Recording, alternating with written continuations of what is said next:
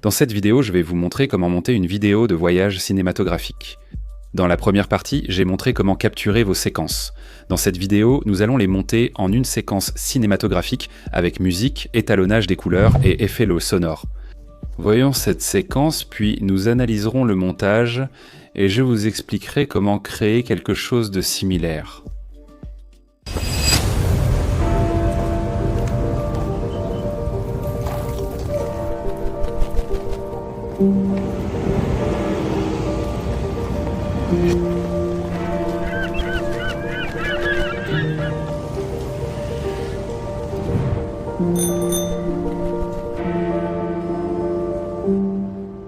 D'accord, cette séquence précise est ici sur ma timeline. C'est très courte, moins de 30 secondes, mais il se passe pas mal de choses ici. Donc, dans cette vidéo, je vais décomposer le processus de montage en 5 étapes simples pour que tout cela devienne beaucoup plus facile à gérer. Nous allons d'abord nous concentrer sur les éléments visuels, ce que nous voyons, la sélection des plans, le rythme, les coupes et transitions. Ensuite, nous allons passer à l'accroche. C'est ainsi que nous captons l'attention de notre public. C'est une étape vraiment importante. Musique. Quel type utilisons-nous et comment la montons-nous? Design sonore. C'est ce qui va vraiment donner vie au montage. Ensuite, nous verrons comment étalonner ces séquences pour leur donner un style plus unique. Aujourd'hui, je fais tout le montage sur Final Cut Pro, mais ne vous inquiétez pas car toutes ces astuces et techniques peuvent s'appliquer à pratiquement n'importe quel logiciel de montage. Commençons simplement de zéro et créons ce montage dès le début. Vous avez filmé tous vos plans, ouvert votre logiciel de montage et vous avez probablement ce résultat. Je sais qu'au début, cela peut sembler intimidant et donner l'impression qu'il reste beaucoup à faire, mais en suivant ces étapes et en avançant progressivement, tout deviendra plus simple. Maintenant, la première étape consiste simplement à se concentrer sur les images. Éliminons le superflu et remplissons la timeline avec des plans utilisables. J'ai donc tout glissé sur ma timeline comme ceci et maintenant je vais passer en revue chaque plan pour ne garder que les meilleurs moments. Maintenant, si vous avez regardé la première partie de cette série et filmé vos plans comme je l'ai dit, aucun de ces plans ne devrait être long. Espérons que cela ne prendra que 10 secondes au maximum, nous offrant ainsi une bonne diversité de plans. En consultant vos plans, repérez la partie la plus intéressante et captivante. Par exemple, ce plan avec les cabines téléphoniques rouges et le London Eye manque d'énergie et de mouvement. Je vais donc passer directement à la partie où le vélo traverse le cadre, bien plus intéressante à mon avis. Je coupe le superflu, enlève les parties ennuyeuses et ne garde que le meilleur avant de passer au plan suivant. Beaucoup de cela est instinctif. Suivez votre intuition et gardez ce qui vous semble le plus intéressant, car cela plaira sûrement aussi aux autres. Prenez ce plan, par exemple, Big Ben y figure. Pas mal, mais plus tard dans ce plan, nous avons 2 bus rouges qui traversent le cadre. Cette partie est plus intéressante et animée, donc c'est celle que je vais garder. Pour certains plans, il sera facile de choisir les parties à garder, pour d'autres moins. Par exemple, ce drapeau. Je veux utiliser la partie où le drapeau flotte le plus, pas quand il a l'air tout mou. Ou ces plans d'oiseaux. Celui-ci semble correct, mais ce plan avec la skyline de Londres en arrière-plan offre plus de profondeur et paraît plus intéressant, donc choisissons-le. À ce stade, tu mets en avant les meilleures parties de chaque clip. Cela ne signifie pas qu'ils seront forcément utilisés, mais on avance et on se rapproche du résultat final. Je vais faire cela pour chaque clip. Certains ne seront peut-être pas assez bons pour le montage final. Si c'est le cas, on va simplement les supprimer complètement et tu te retrouveras avec une timeline remplie uniquement de clips utilisables. Maintenant, une fois que tous ces clips sont sur notre timeline, il est temps de les mettre dans un certain ordre, mais il est important de réfléchir à quels plans s'enchaînent bien et fonctionnent parfois bien ensemble. C'est aussi là qu'un léger croisement apparaît entre visuel et musique. Si vous avez déjà choisi une musique pour votre vidéo de voyage, c'est parfait. Je vous conseille de placer cette piste sur votre timeline ainsi pour avoir une bonne idée du rythme et du tempo du montage. Si vous n'avez pas encore de musique pour votre vidéo de voyage, c'est à ce moment que j'aime écouter quelques morceaux en fond pendant le montage, car il m'arrive souvent de trouver un son qui s'accorde parfaitement aux images. J'ai Epidemic Sound ouvert, la musique joue sur un onglet pendant que je monte sur un autre. Et pour ça, je veux juste quelque chose de subtil. Donc j'ai écouté une playlist de morceaux de piano cinématographiques, et j'ai choisi celui-ci qui s'appelle Dismantle par Peter Sandberg. J'ai choisi quelque chose de subtil pour pouvoir intégrer beaucoup de design sonore dans cette séquence sans que la musique domine le montage. Donc, une fois que vous avez votre musique soit en fond sonore, soit placée sur votre timeline, il est temps de commencer à réfléchir à la façon de mettre tous ces plans dans un certain ordre. Par exemple, ce plan est bon et celui-ci aussi, mais ils ne s'enchaînent pas très bien. Ce premier plan effectue un panoramique vers la gauche et le plan suivant effectue un panoramique vers la droite. Donc il y a une coupe vraiment maladroite et brutale comparée, par exemple, à ce plan-ci qui effectue un panoramique vers la droite et à cet autre plan qui effectue aussi un panoramique vers la droite. Cela permet une transition beaucoup plus fluide. C'est vraiment important. On veut emmener notre public d'un plan à l'autre sans rupture. En parlant de transition, dans la première partie, je vous ai montré comment filmer vos propres transitions. Ajoutons-en quelques-unes à cette séquence pour faciliter le passage d'un plan à l'autre. Donc, on a ces deux plans sur la timeline. Pour l'instant, et on a juste une coupe franche qui nous fait passer d'un plan à l'autre, mais maintenant, on va prendre ce clip un peu brouillon que j'ai filmé à Piccadilly Circus, et on va simplement sélectionner 5 ou 6 images de ce clip, puis on va les placer au-dessus de cette coupe, comme ceci. Et maintenant, on a notre propre transition personnalisée qui nous fait passer d'un plan à l'autre. Cela rend la transition plus intéressante qu'une simple coupe, même avant d'ajouter des effets sonores. Dès qu'on ajoute quelques effets sonores à cette transition, elle prend vraiment vie. Et encore une fois, je vais parcourir ces clips et les mettre dans l'ordre qui me semble le meilleur. En étant vraiment strict avec ce montage, j'ai beaucoup de clips ici et je veux réduire cette séquence à environ 30 secondes. Donc je ne choisis que les meilleurs passages. Je réfléchis aussi à l'aspect visuel, à quel plan rendre le mieux, ainsi qu'à la façon dont les plans s'enchaînent les uns avec les autres. Et si j'ai du mal à assembler 2 clips, j'ajouterai quelques transitions uniques de mon cru. D'accord, parlons de l'accroche, car elle est essentielle. Que ce soit pour un film de 2 heures, une vidéo YouTube de 15 minutes ou une vidéo de voyage de 30 secondes sur Instagram. L'accroche capte l'attention et incite à regarder la suite. La durée de votre accroche dépend de celle de votre film ou séquence finale. Cette vidéo de voyage ne dure que 30 secondes, donc nous avons peu de temps pour capter l'attention du public. Comment faire ? Eh bien, regardons l'accroche d'ouverture de cette séquence, et je vais vous montrer exactement ce que nous avons fait. Regardez-la plusieurs fois, sinon vous risquez de la manquer. C'est parti.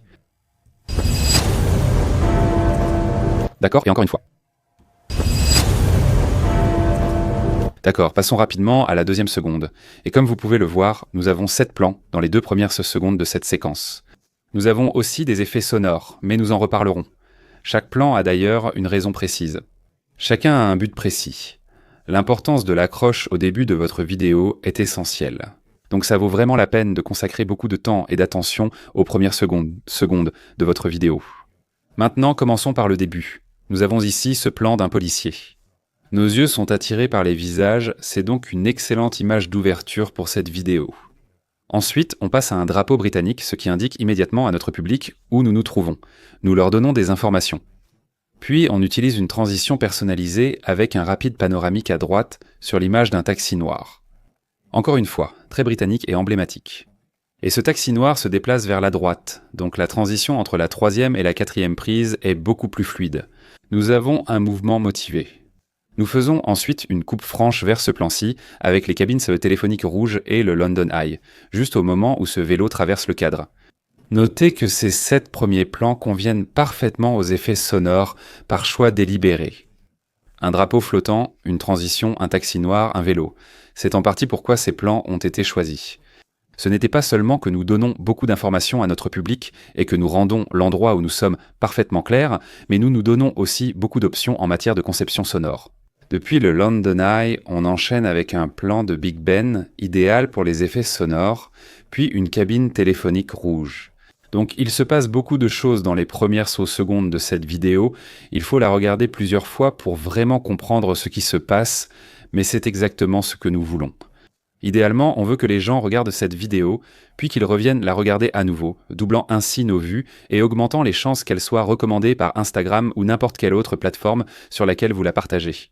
Aussi, ce que je vais faire, parce que quelqu'un me l'a demandé dans la première partie, c'est de télécharger certains de ces extraits dans un dossier Google Drive afin que vous puissiez les télécharger et commencer à vous entraîner avec eux vous-même. Je mettrai un lien vers ce Google Drive dans la description. Et s'il vous plaît, identifiez-moi dans tout ce que vous créez parce que j'aimerais vraiment voir vos résultats. D'accord, on continue. Parlons de musique. La musique est essentielle dans toute vidéo de voyage car elle crée immédiatement le ton et l'ambiance. Par exemple, si j'avais choisi une autre piste pour ce montage, l'ambiance aurait changé instantanément. Regardons ça.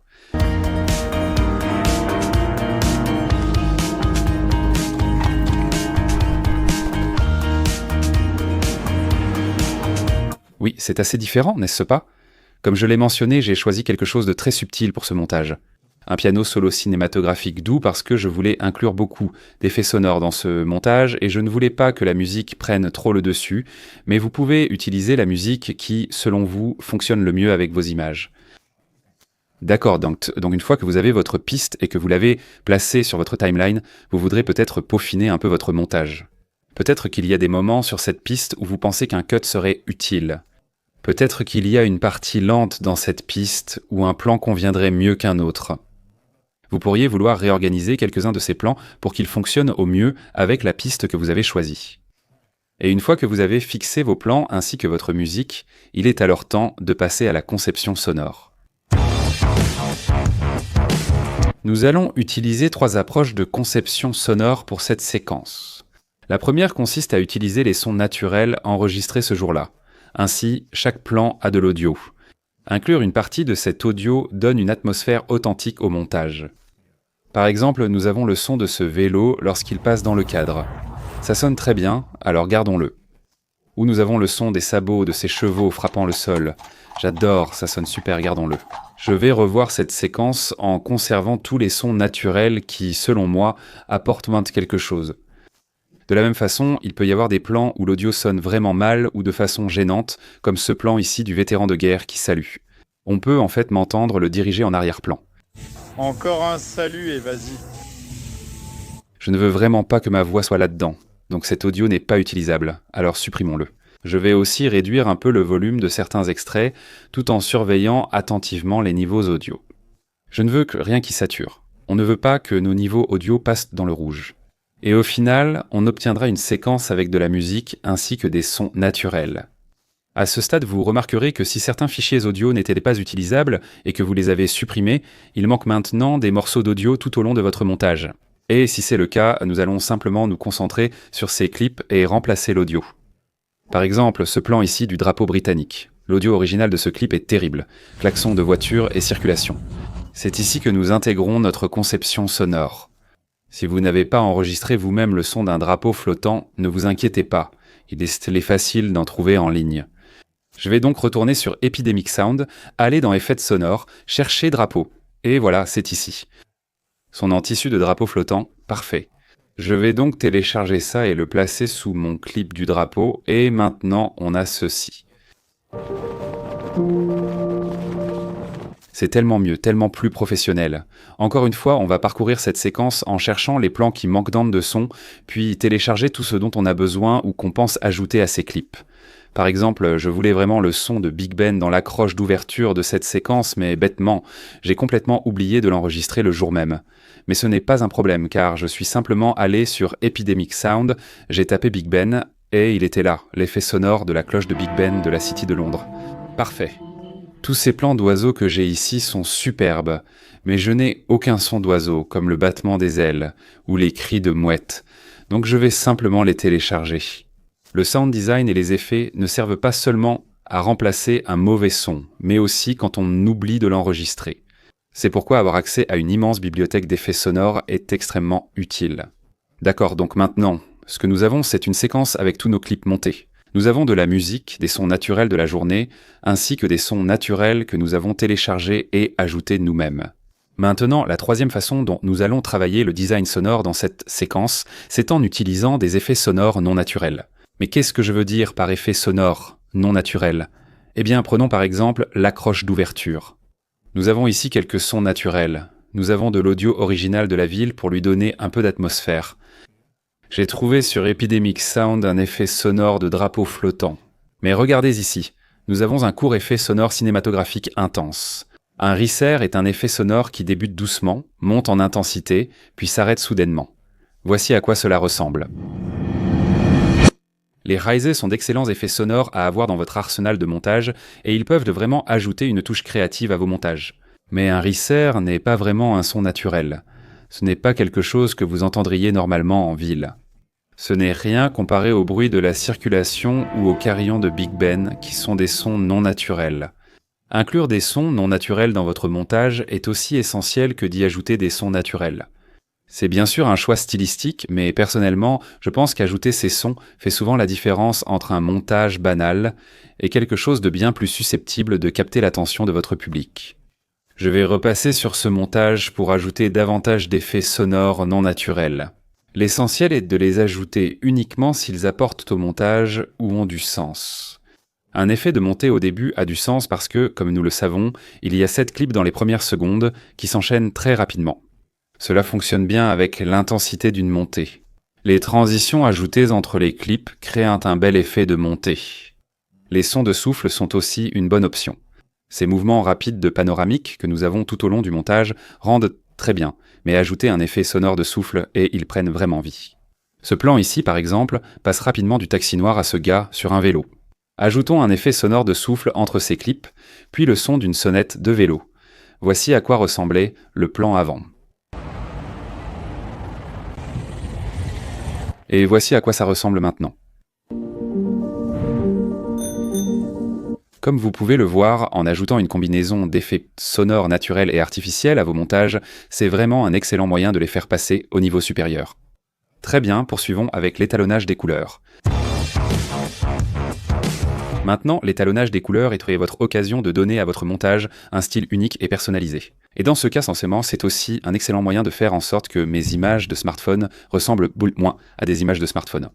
Que vous amélioriez les couleurs naturelles ou que vous créiez un style plus stylisé, l'étalonnage des couleurs vous permet d'influencer ce que ressent votre public en regardant votre vidéo de voyage. Par exemple, je pourrais simplement augmenter un peu la saturation de ces séquences, peut-être ajuster un peu le contraste. Ça pourrait fonctionner. Le jour où j'ai filmé ces séquences à Londres, il faisait très gris. Je souhaite styliser ces images pour mieux refléter cette ambiance et ce ressenti. Pour cela, j'ai ajouté l'un de mes propres Lookup Table S de colorimétrie personnalisée. Il s'agit de mon Lookup Table Blockbuster issu de mon pack cinématique 2.0. Un Lookup Table d'ailleurs, pour ceux d'entre vous qui ne le savent pas, est un pré-réglage de colorimétrie. J'ai choisi ce Lookup Table car il ajoute une teinte bleu-vert dans les ombres et plus de contraste, donnant rapidement un rendu cinématographique et stylisé. Les Lutis fonctionnent avec la plupart des logiciels de montage proposant la correction colorimétrique. Premiere Pro, DaVinci Resolve et CapCut, un logiciel de montage gratuit, permettent tous d'utiliser des Lutis. Donc si vous avez du mal à corriger la couleur de vos vidéos manuellement, les Lutetas sont un excellent moyen de vous aider à le faire rapidement et facilement. Je trouve que moins, c'est mieux. J'ai réglé l'intensité de cette Lookup Table à 25%, ce qui est juste suffisant pour obtenir le rendu que je recherche. Désormais, j'applique l'étalonnage colorimétrique à un calque de réglage couvrant tous les clips, au lieu de traiter chaque clip séparément. Un calque de réglage applique un effet à tous les clips en dessous. Et pour terminer cette séquence, je vais simplement ajouter des bandes cinématographiques en haut de ces clips, comme ceci. Cela va m'aider à obtenir un format d'image plus cinématographique. Ce n'est pas nécessaire si vous filmez à la verticale, mais cela vous aidera certainement à obtenir une ambiance plus cinématographique lorsque vous filmez en mode paysage. Pour ceux qui veulent progresser en prise de vue et montage cinématographique, j'ai un cours intensif de 2 heures, idéal pour débutants. Je mettrai aussi le lien en description. Merci d'avoir regardé, à la prochaine vidéo.